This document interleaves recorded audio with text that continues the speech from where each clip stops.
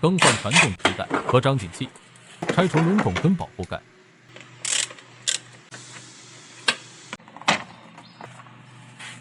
收回下张紧器，放松皮带。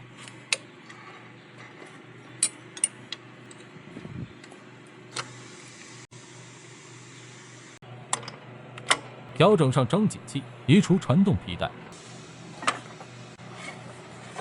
拆掉旧的上张紧器，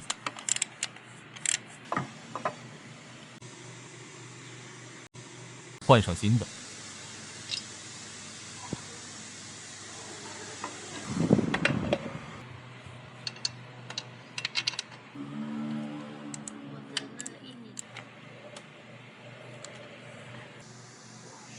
套上新的皮带，调整上张紧器，装好皮带，抽掉插销，放开下张紧器，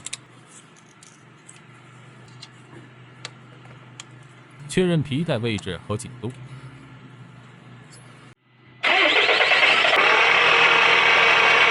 更换后运转非常完美。